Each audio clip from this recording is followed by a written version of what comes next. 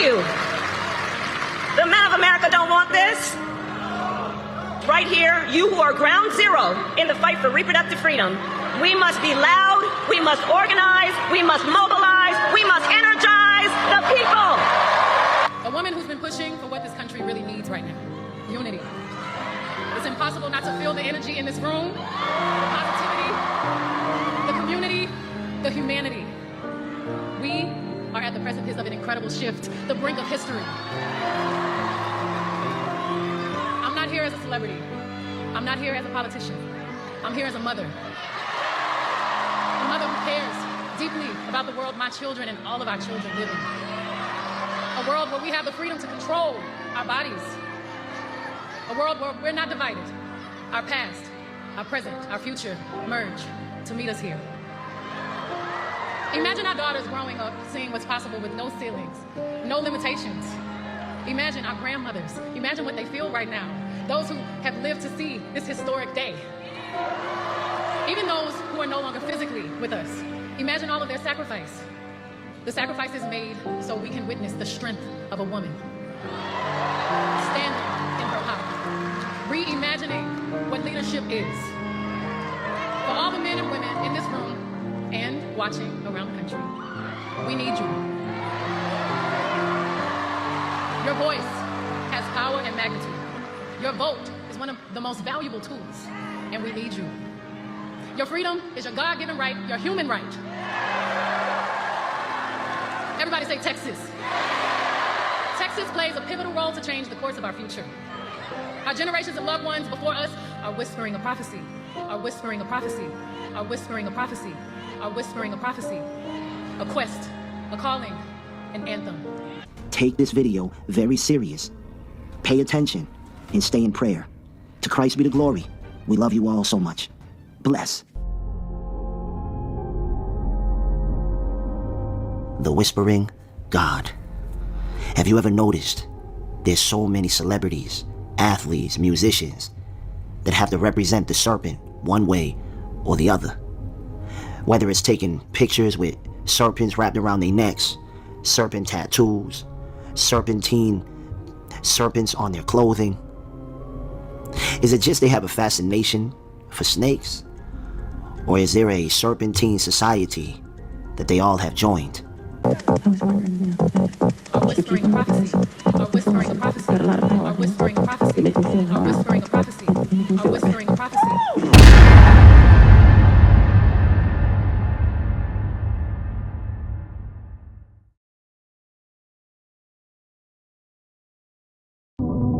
Did you see that those were babies? Did I know those were human beings? Absolutely. I didn't care.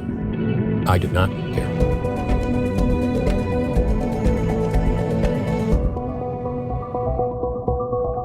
All right, well, thank you all so much for being here. Everyone here has a different story. Patricia, Gigi, Emily, you having experienced having had abortions, and Dr. Levitina, Dr. Robinson, and Dr. Altman having performed abortions in the past. So I'd like to start with each person sharing their involvement with abortion briefly, maybe how many abortions performed or had, and the kinds and the time frame. I got pregnant at 17 and had an abortion using RU486 drugs, and then 7 months later I got pregnant again and had another abortion using RU486 drugs.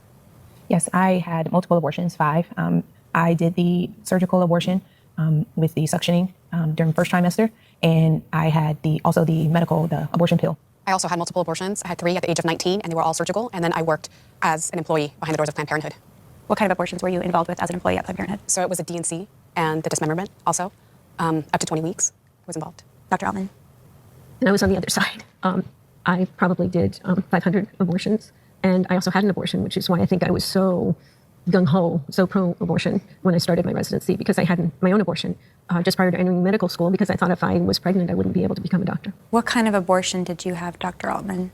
D&C with suction. Can you just explain briefly what a D&E abortion is? So a D&E, or as it's also called and is more descriptive, a dismemberment abortion, during that, usually you have to dilate the cervix ahead of time, usually the day before, with some laminaria, something that will expand the cervix.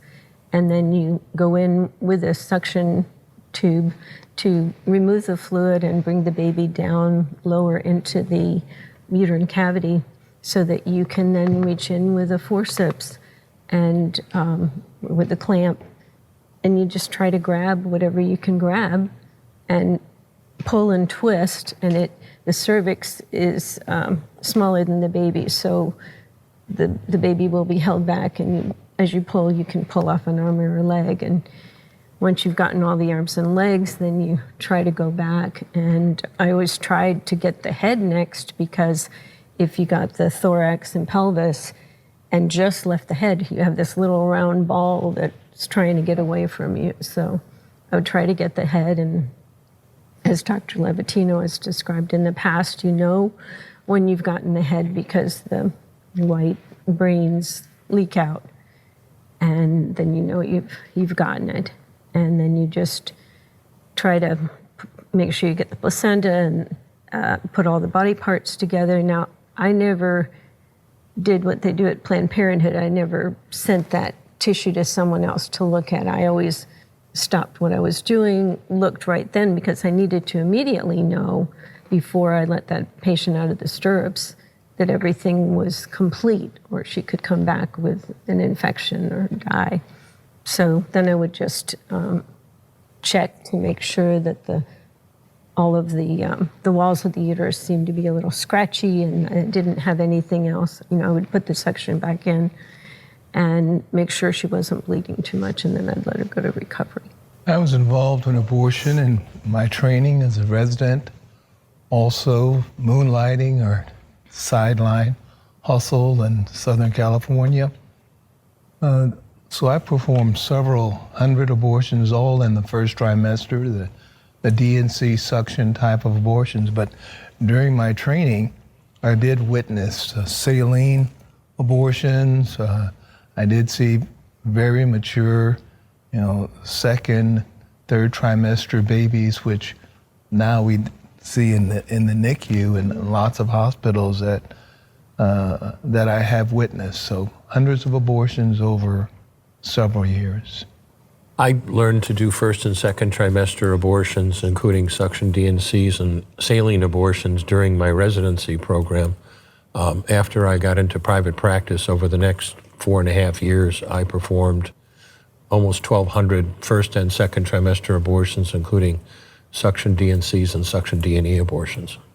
I went through a process of healing, just like Gigi mentioned. Not only did I have to forgive my partner, I was pretty passive during one of my abortions, but I had to forgive all who failed, right? Society with their lies, the educators came to my school when I was a little girl, and also the abortionists that I felt lied to me, like they failed me, like you failed me, right? And so now that I'm publicly speaking, as a former worker, I know the courage that it takes, and I know that you're doing reparation for what was done, and I just want to thank you for your courage. How do you feel the abortionists failed you? Because I worked behind the doors of Planned Parenthood, and when I started to work there, they trained me to change my vocabulary, right? So, they told me never use the word baby on abortion days, fetus, mother, father. You tell the women it's a sack of tissue. You never let them see the ultrasound. But I was the one that had to look for the body parts. I didn't know when I assisted the first abortion that I had to look for body parts. I seriously, with my whole heart, thought I was going to look for a sack of tissue, because that's what I was told before my 3 abortions. But to my shock and my surprise, there were babies, right? And so immediately I thought, they lied to me. They failed me, They convinced me to kill my children when they told me they were sacks of tissues and clump of cells. They denied me the right to see the ultrasound. And so I had to heal from that. I feel similar. There was a time in my life when I was very, very angry with abortionists, specifically the abortionist that gave me the pills for both of my abortions. I was angry because I felt that he understood the development of my baby and my babies, and I did not. And I felt like I had been deceived in a sense because I wasn't given the full story, the full truth. And getting to sit here and hear your stories and see the redemption in you guys is just incredible. And I'm very, very thankful for that. And it's so healing for both sides to be able to find forgiveness and truth. And I'm just so thankful for the work that you guys are doing. And I love you guys. I have a confession to make to you guys, just in proxy of the abortion doctors that I encountered and staff. But every time I would go, I would lie on the paperwork. I would lie about how many previous abortions I had because I was ashamed for the staff to know. Even though it was your job, this is where these things happen. This is where, killing innocent babies happen. I somehow felt shame and didn't want you to know that I had previous abortions. And so I would lie on the paperwork to the point where even today I have to work my mind to even figure out the numbers and to figure out the dates and to I suppress so much of that memory. And so it leads to my question. Did you know if women lied? Could you tell if she had multiple abortions? How often did women come in with multiple abortions? Was there red flags? Was there, just the numbers, the stats on what you saw in those? You know, a liar is a murderer. When we talk about abortion stats, the reality of it, I know in our facility or the facilities I've worked in, you'd make up numbers. I mean, who's really counting and who's going to check? You know about how many you've done. It's, oh, well, this month we did so many. It's depersonalized. And if you're killing babies, I mean, lying about how many you do, that's nothing, right? As I've gone through this process of sitting with former colleagues where we kill children and facing off with your faces, the faces of women who we took their babies away, and the babies whose faces that we never see, just brings forth the reality of the depravity of men and women and what we're capable of. And when you put a face on it, it makes it real. When I had to look for the body parts, the 5 pieces of the baby, the first time I knew that was a human being. Like, the scales fell off my eyes, and I was literally in shock. And the abortionist came in to make sure that everything was in the Petri dish, right? This big dish that we had. And he was whistling, and I remember him saying to everybody, what are we all gonna have for lunch? When before this abortion, he told me to tell the young woman it was not a baby, it was a sack of tissue. And I remember screaming inside of myself, how can he not see what I'm seeing? And my question is, could you see? Could you see that those were babies? I can answer that for myself. I cannot speak for any other abortionist in the world. Did I know those were human beings? Absolutely. I didn't care. I did not care. For me, and I don't know the mechanism, I don't know the mental mechanism taking place, but for me, I guess I knew they were human, but it was very schizophrenic. But my interest was extremely scientific. I didn't see the difference between them and a chicken embryo, or a frog that we dissected. I thought they were beautiful. Again, I don't know how this is possible, but I had the same reaction as Abby Johnson, that when I looked, I thought, oh, look at the little toes and look at the little fingers. They're so amazing. But somehow I didn't see them as little people, that were worth caring about. If the mom wanted her baby and she was miscarrying, I was distraught with her. But if she didn't want her baby, then I was willing to dispose of that child, of that baby.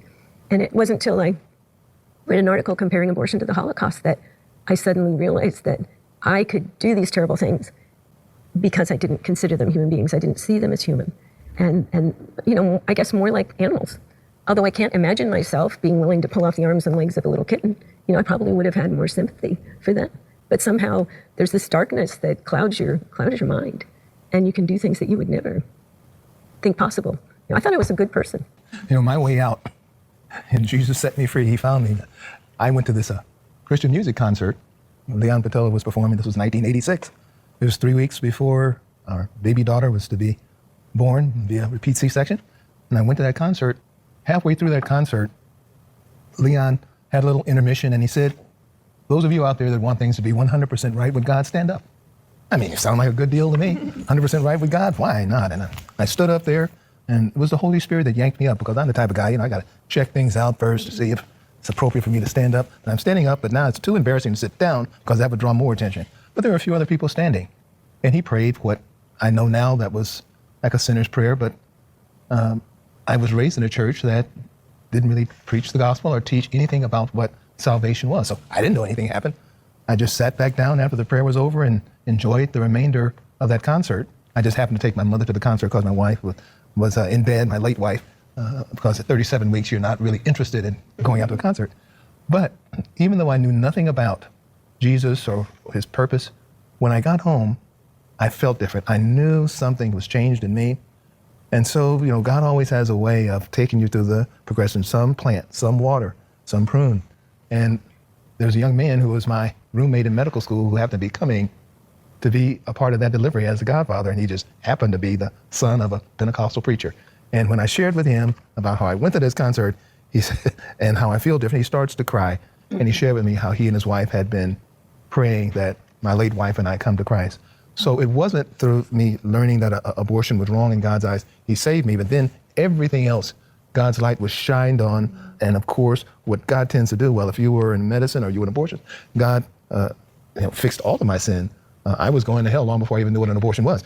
But what he said, well, since you had this experience in abortion, I'm going to take you now, and I'm going to train you and your late wife up. We're going to make you guys pro-life warriors. So it started with that walk with Christ and being transformed by the renewing of your mind, because in your mind that you are deceived to have these scales before your eyes. A woman doesn't ever really want to kill her child. A doctor doesn't ever want to kill a baby. But we are deceived to think that we could do it. And it's only through the clarity of God's point of view, that we can be set free and see through his truth and light.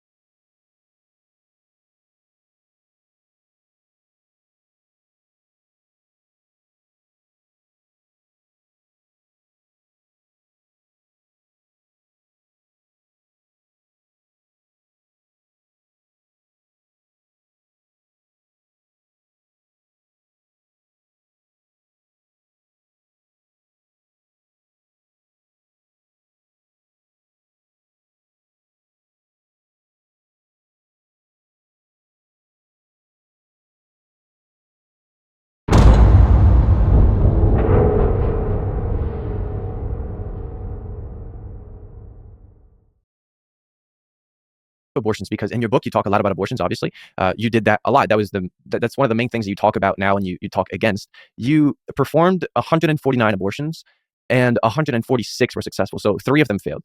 We already talked about why you performed so many abortions. Can you explain why 3 of them failed? Sure. Now, it was a mystery to me back when this happened. Okay, so let me set up the scenario for one of the failures. I arrive at an abortion mill, and the abortion mill is 2 stories, and all the abortions take place on the 2nd floor. On the 1st floor, on our side, is a Satanic biker gang, and they're standing there flipping cigarettes across the street, flipping them off, mooning them, bearing their breasts to them. I mean, there's males and females in this group. They're cussing out the people across the street. Now, the people across the street I've never been to an abortion mill like this. There's all these people across the street. I don't know what they're doing. Their heads are bowed, or they're walking around silently. They're having cigarettes flicked at them. People are cussing them.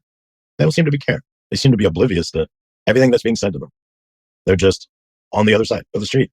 There's just a little 2-lane road separating them. But they seem like if you gave them cigarettes to flick back, they wouldn't do it. Okay. And so I'm there. I have an entourage with me. I get there in a limo. I'm in my uniform. I go inside. They tell me what's going on. Send me upstairs. We get upstairs, and the room is set up. I have an altar already there. It's out of view of the people that are doing the abortion. You don't want to totally freak them out. I mean, it's bad enough they're seeing me, and they know that this person has already said we can do this this act where the satanic eye is going to come in. This person is a breeder. That she's already had like 9 abortions, and she knows what time it is. She knows that it's all Satanists that are going to be in there, and they're going to abort her baby to the devil, and she's okay with it. So we go in there. I'm dressed as the Eye Wizard. I put on a surgical mask and gloves, and we're getting ready for this abortion to take place. And I'm in there. I have a handler, and that your handler gets you your sin. So if you like cocaine and hookers, he's going to get you your cocaine and hookers. But whatever it is you like, this is the guy that you go to. So it's me, an abortion doctor, and an abortion nurse. All I've got to do is get blood on my hands. We're totally ready to start. The doctor checks the woman and says, "You're not dilated." She's like, "What?" He goes, "You're not dilated. This abortion's not happening right now. This is like at least 6 hours away. Probably tomorrow. Might be tonight. What are you doing?" I said, "I'm flying out in a few hours. I can't come back for a few days." And he goes, "We'll do the abortion tomorrow." I said, "I can't come back tomorrow. I got other stuff to be. I got other things to do." And she's like, excuse me. And I'm like, "Yes." She goes, "Is this your first rodeo too?" "No, I've done this quite a bit." And she said, "Well, the baby's in the birth canal. You might want to go ahead and start." And, I was like, he says you're not dilated. I'm not really sure what that means. Okay. And so I don't know what to check for. I'm not a doctor. She goes, "What do you do?" I said, "I'm the Eye Wizard." She goes, "You don't know how to check." I don't go to medical school for this. And she's like, "You need to get down there. You need to get busy. You need to get going. Stuff's happening. You're going to have a baby on your hands." Doctor checks again. He goes, "Not dilated. Baby's definitely not in the birth canal." And, she's cussing us both out. I mean, some of these words I've never even heard before. She's like, "You guys need to figure this out and start." The doctor checks one more time. He goes, "There's nothing going on." So before we continue, I have one question. This one was about to give birth. Is that right? Yes. Okay. And the reason why you wait so long for the abortion, is there a specific reason why, as a Satanist, you waited that long before? They wanted it to be a late term abortion. And why? Because you're murdering a baby that would be viable on the outside if it came out. you're killing more innocents. So the principle is to try to do the most evil thing possible, and the worst thing is Right. that the baby is about to come out, and you just kill it right there, right? Right. Okay. So let's go back to the story. What happened? The lady wasn't dilated. She was cussing you out. What happened after? Me and the doctor are involved in a conversation about when can I come back, because I can't come back till Friday, but I've got things scheduled up until then. What do you have scheduled? Can you get me another girl in here on Friday that would understand what's happening? And as we're having this discussion, we hear a baby cry. And we both look down, and the baby came out. And I think the doctor said, I'll be damned. And then we have an attorney and a social worker comes in, and the nurse stays and takes care of the baby, and they get the baby ready for adoption. There's people waiting in line to adopt, and they'll be called right away, and it won't be a Satanist that takes it. It'll be somebody that's a non-Satanist that wants the baby, that isn't going to kill it. And, then it was time for me to go. My job is over. I didn't get to kill a baby.